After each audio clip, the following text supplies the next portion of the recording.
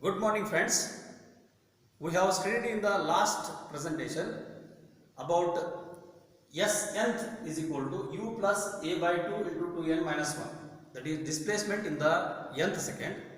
And afterwards we studied free fall and concluded with Galileo's law of odd numbers. Now today let us solve some problems on free fall and the significance of the equation which I said S nth is equal to u plus a by 2 into 2n minus 1. If you remember, I have derived this equation, that is, it is the displacement in the last second or displacement in the given nth second. How to use this? Let us see from these problems. Today we are solving some problems. So, first, a stone is dropped from top of a cliff. Stone is dropped from top of a cliff and it is found to travel 44.1 meter diving the last second, means 44.1 meter in the last nth second before it touches the ground. Calculate the height of the cliff. You are asked to calculate the total height of the cliff. Given thing, it is a free fall and acceleration is 9.8 meter per second square, acceleration due to gravity, and the last second it is covering 44.1 meter. So this is the given thing. Let us see how to solve this. Let us assume that h be the height of the cliff and let n be the total time taken for the stone to fall to the ground. Let n be the total time taken for the stone to reach the ground. While falling, initial velocity u equal to 0, acceleration is acceleration due to gravity 9.8 meter per second square, and essence distance covered in the last n second 44.1 meter. This is the given data. We know that Sn is equal to u plus a by 2 into 2n minus 1. U plus a by 2 into 2n minus 1. Substituting the given things, 44.1 equal to 0 plus 9.8 by 2 into 2n minus 1. Just substituting and simplifying. 44.1 plus 4.9 equal to 4.9 into 2n, and after simplification we get n is equal to 49 divided by 4.9 into 2. 49 divided by 4.9 into 2. That gives us 5 seconds. So total time taken to reach the ground is 5 seconds. Using this total time taken, now you can very easily calculate what is the total height of this cliff using second equation of motion. Using second equation, h is equal to ut plus half at square. Put t is equal to n, u is equal to 0. When you put u is equal to 0, u into 5 becomes 0, and half into 9.8 into t square, t is 5. We get half into 9.8 into 5 square, it becomes 4.9 into 25. That becomes 122.5. So total height of the cliff becomes 122.5 meter. This is how we can calculate the height of the cliff using this given condition. I hope the problem is clear. So please solve more and more problems using this equation. Now let us see one more problem. A ball travels a distance of 2 meter in the first 2 seconds and next 2.2 meter next 4 seconds. Once again, a ball travels a distance of 2 meter in the first 2 seconds and 2.2 meter in the next 4 seconds. What will be the velocity at the end of 7th second? Assuming that the motion is uniformly accelerated, means acceleration is constant, so that we can use these equations of uniformly accelerated motion. Now let us use again second equation of motion. S is equal to ut plus half at square. Now distance covered in the first 2 seconds is 2 meter. It is given. So substituting the value 2 equal to u into 2, time taken is 2, u into 2 plus half a into 2 square. We don't know u and we don't know a. We can solve for u and a. Now taking 2 common, when you take 2 common, it becomes 1 equal to u plus a. 1 equal to u plus a. Let us call this equation 1. Now let us go to the next condition. Distance covered in the next 4 seconds. Distance covered in the next 4 seconds is 2.2. Distance covered in the next 4 seconds is 2.2. So total time taken here is 2 seconds plus 4 seconds from the beginning. Total time taken is 2 plus 4 from the beginning. Therefore total time taken becomes 6. So total distance covered is 2.2 plus 2.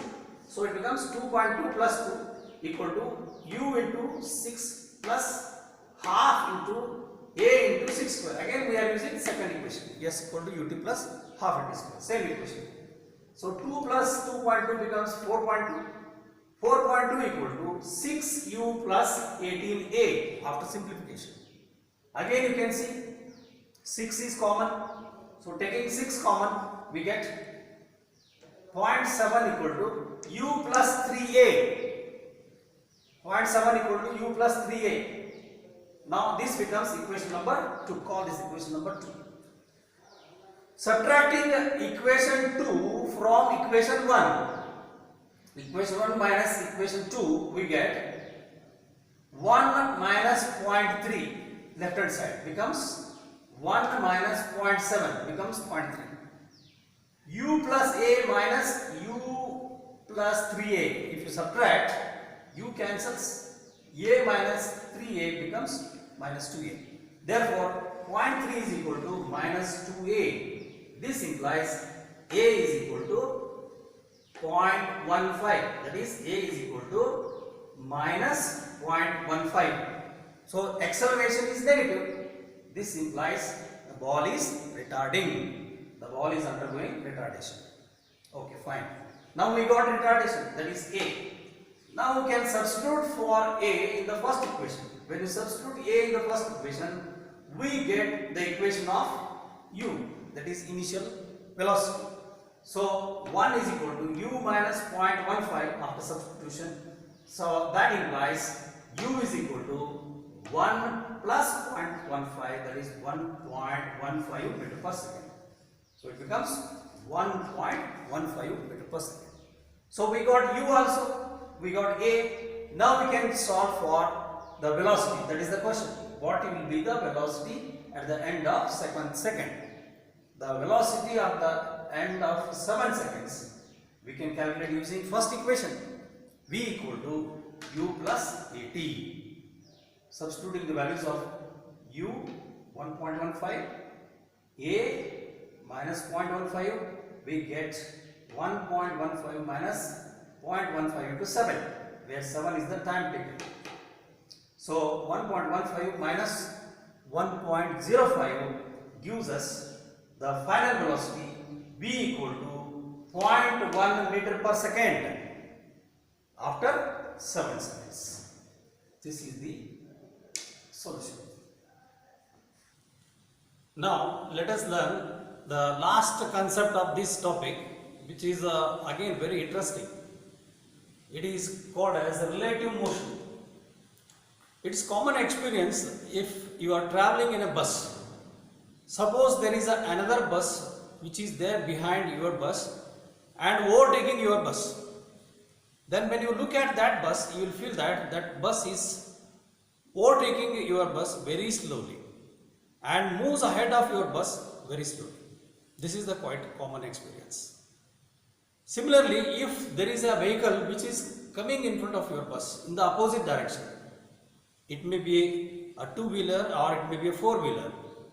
Let us assume that there is a tractor coming in front of your bus on the other side, and your bus is moving straight and the tractor is coming in the opposite direction on the other side.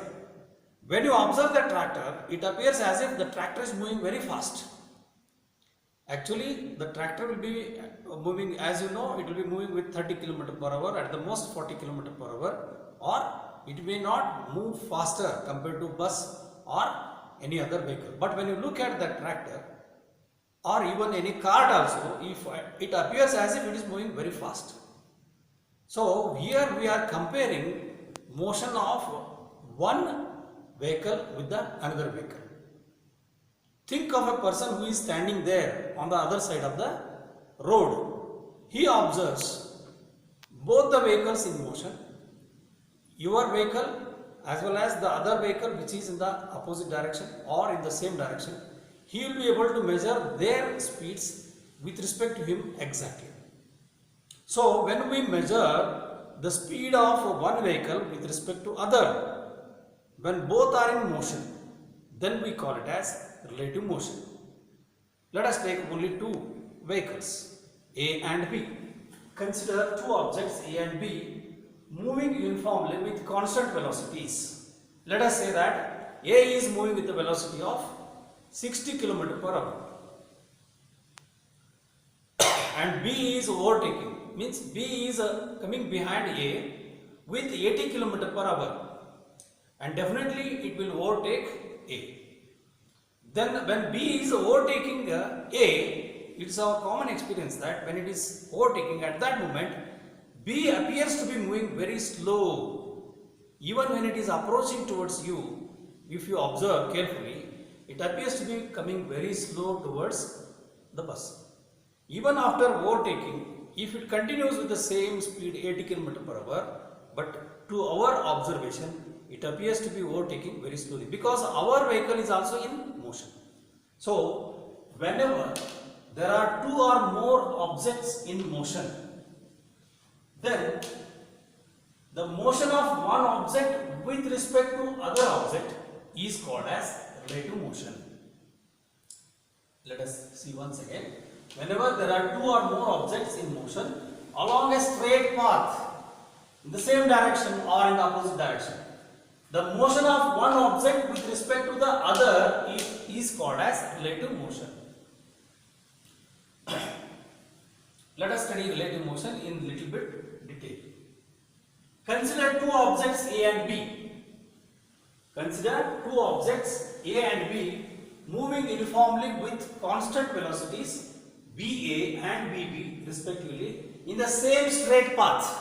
Let us say moving along x-axis. Let us say that XA0 is its initial position at time t equal to 0. XA0, you can say XA0. XA0 is 10 meter here if you refer this graph at time t equal to 0. And XB0 here in this example 30 meter. XB0 is the position of the vehicle B at time t equal to 0. At time t equal to 0. Similarly, after some time t, the positions will be different because both vehicles are in motion. XAT, let it be position after some time t. XAT, let it be here. XAT, if you look at it, it is nearly 50 meter. XAT be the position at time t. Similarly, XBT the position at time t. XBT if you take it, it comes out to be 60, nearly 70 meter. So XBT is 70 meter from this example. So these are the positions after time t. Now if you want to calculate displacement, displacement is change in position as we have studied earlier. So XAT minus XA0, XAT minus XA0, we know displacement. Displacement, as we know, can be calculated as product of velocity and time because we have assumed the velocities to be constant. So velocity of A into time t gives you displacement. Displacement of A is equal to velocity of A into time t. Similarly, displacement of B in time t, XAT minus XB0, XBT minus XB0 gives us VBT. Displacement of B in time t is velocity of B into time t. Now rearranging these terms, taking xa0 to the right hand side, xat becomes equal to xa0 plus vat, xbt is equal to xb0 plus vbt. So this is the these are the two equations using which we can calculate the relative displacement between the vehicles B and A. Look at this. Using these equations, suppose I subtract equation 1 from equation 2, that is equation of A from equation of B. So I get xbt minus xat, subtracting left hand side from left hand side. xbt minus xat is equal to xb0 minus xa0, xb0 minus xa0 plus vb minus va into t, vb minus va into t. So this is the equation of our interest. From this equation we can find displacement of B with respect to A. xba, I can call this as xba. xba is equal to xb minus xa. This is displacement at time t, and similarly this is displacement at time t equal to 0. Displacement at time t equal to 0 means at the initial time t equal to 0. What is the displacement? Plus vb minus va to t. This is the very important equation. If you look at this first example, look at this. In this first example, this is the position versus time graph of vehicle A, and this is the position versus time graph of vehicle B. These are the positions at time t equal to 0. This is time t equal to 0. So if you observe here, at time t equal to 0, A is at 10 meter from origin and B is at 30 meter from origin. And when you look at the graph, it is quite evident that both the graphs are parallel. Both the graphs are parallel. It means both the graphs will get same slope. If you draw the slopes for these graphs, both the slopes will be same values. It shows that both are moving with same velocities. Both are moving with same velocities. If both are moving with same velocities, you see Vb minus Va becomes 0.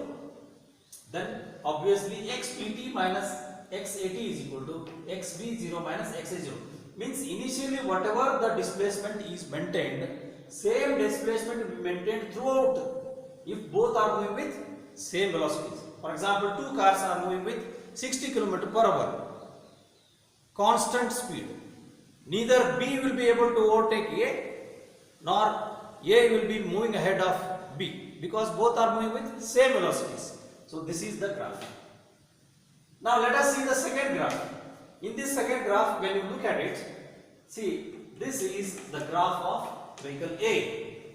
The straight line graph of vehicle A is quite steeper than the graph of B. It means A is having a higher velocity than B. Slope of A, if you calculate, will be greater than slope of B. Therefore, VA, velocity of A, will be greater than velocity of B. That's quite obvious from this graph. If you study this graph, look at it. At 5th second, you see, at 5th second, both A and B are at the same position. Means at 5th second, xbt minus xat, if you substitute this value, it's nearly about 50. If you substitute this value, it becomes 0. Means at that 5th second, A is overtaking B. Exactly they are at the same position. So displacement is 0 at this 5th second. But at 0th second, initially the displacement between them is 20 meter. Displacement between them is 20 meter. So using this equation, we can study their relative motion and relative velocity. So from this equation, look here, Vb minus Va, we write it as Vb minus Va as Vba. It's very easy to remember. Vba is equal to Vb minus Va. If you want to study Vab, then Vab is equal to Va minus Vb. Vba VA is termed as relative velocity of B with respect to A. VAB is termed as relative velocity of A with respect to B. Relative velocity of A with respect to B. VAB is equal to VA minus VB. Now let us take an example of again two cars as we have taken earlier. Your car is moving with 60 km per hour and there is a car from behind that is moving with 80 km per hour. Both are moving in the same straight line on the same highway. Then definitely the car which is behind you, let it be named as B and your car is named as A. The car B will be going to overtake car A because B is traveling with 80 km per hour. So when you look at the relative velocity of B with respect to your car A, then it becomes 80 km per hour minus 60 km per hour. So it becomes 80 minus 60, 20 km per hour. Relative velocity of B with respect to A becomes 20 km per hour. This is how we see that car which is coming behind you is coming slowly with respect to your car with just hardly 20 km per hour. This is the meaning of relative motion and the meaning of relative velocity. On the other hand, the person who is sitting in the car B, the person who is sitting in the car B who is going to overtake your car will be looking at your car and he observes that your car is moving behind slowly because his car is overtaking. So your car will be moving behind, going behind with 20 km per hour. That becomes relative velocity of A with respect to B, relative velocity of your car A with respect to the other car B. If you substitute, it becomes 60 minus 80. 60 minus 80 becomes minus 20 km per hour. So minus 20 km per hour is the relative velocity of car A with respect to car B. Minus sign signifies that it appears as if the car is moving behind you. This is the meaning of relative velocity and relative motion. So from these equations, it is quite obvious that VBA is equal to VB minus VA, VAB is equal to VA minus VB. So VBA is equal to minus of VAB. This is quite obvious from this studies. And these are the two graphs which are very interesting. If suppose there is a vehicle which is coming in the opposite direction, if the vehicle is coming in the opposite direction, then the graph will not be both having the same nature. One of the graphs will be downwards and the other graph will be upwards. Suppose A is the same graph and B is moving from 60 meter onwards towards 0. Means it is in the opposite direction. Then the graph will be in the opposite direction. Right? Then one vehicle will be having positive velocity, another vehicle will be having negative velocity. Means the vehicle which is going in the forward direction, the vehicle which is moving along positive x-axis, we take that velocity as positive, and the vehicle which is moving in the opposite direction along about negative x-axis, we will take it as negative. In that case, what happens? Suppose your car is moving with 60 km per hour. Let us take VA to be 60 km per hour and the opposite car is moving with, let us say, 40 km per hour. B is now moving with 40 km per hour in the opposite direction. Then velocity of B with respect to A, relative velocity of B with respect to A. Then what happens? VB becomes now minus 40. VB is equal to minus 40. Minus 40 minus of 60. It becomes minus 40 minus 60 minus 100 km per hour. It means when you are moving with 60 km per hour, if there is a vehicle coming in the opposite direction on the other side with 40 km per hour speed only, it appears as if it is moving across your vehicle with 100 km per hour. This is the meaning of relative velocity. And what about his observation? The observation of that car, will be VAB. Now he is moving with 40 km per hour and your car is coming in the opposite direction with 60 km per hour. Then it becomes VA minus of minus VB. 40 minus of minus 60 becomes 40 plus 60. That is 40 plus 60 is equal to 100 km per hour. This is how we study the relative velocity of A with respect to B. But for a person who is standing beside the road, he reads both the vehicles with the same speeds. A will be moving with 60 km per hour, B will be moving in the opposite direction with 40 km per hour with respect to him because he is at rest. So this is the meaning of relative motion. In the next hours, we will be studying the numerical problems of relative motion. Thank you.